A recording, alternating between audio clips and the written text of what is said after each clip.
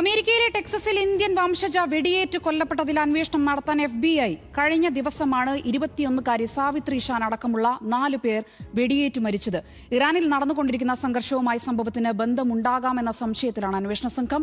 വിവരങ്ങളുമായി ഇന്റർനാഷണൽ ഡെസ്കിൽ നിന്നും ഖിലാഫ് അഹമ്മദ് ചേരുന്നുണ്ട്. ഖിലാഫ്, എന്താണിപ്പോൾ ഈ നിലവിലുള്ള സാഹചര്യവുമായി ഈ ഒരു മരണത്തിന് ബന്ധമുണ്ടാകാം എന്നുള്ളൊരു സംശയത്തിലേക്ക് എത്തിച്ചേർന്നത്?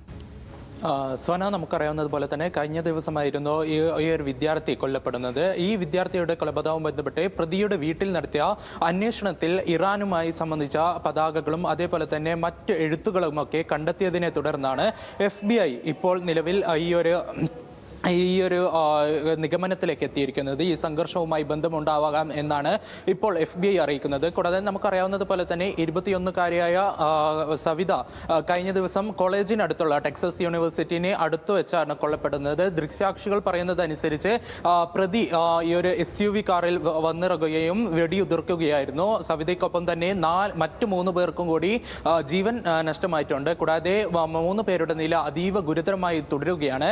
എന്തായാലും ഈ ഒരു വിഷയത്തിൽ അന്വേഷണം ഊർജിതമാക്കാനാണ് ഇപ്പോൾ പോലീസ് നീങ്ങുന്നത്. പ്രതി സംഭവ സ്ഥലത്ത് തന്നെ പോലീസ് വെടിവെച്ച് കൊന്നിരുന്നു. എന്തായാലും ഈ ഒരു വിഷയത്തിൽ ഇറാനും അതേപോലെ തന്നെ ഇസ്രായേൽ UK സംഘർഷവുമായി ബന്ധമുണ്ടോ എന്ന നിഗമനത്തിലേക്ക് പ്രാഥമികമായി എത്തിച്ചേർന്നിരിക്കുകയാണ്. എന്തായാലും ഇതിന്റെ വിശദാംശങ്ങൾ വരും മണിക്കൂറിൽ പുറത്തു വരുമെന്നാണ് നമുക്ക് അറിയാൻ സാധിക്കുന്നത്. സോന, ഖിലാഫ് അഹമ്മദാണ് വിവരങ്ങൾ നൽകിയത്.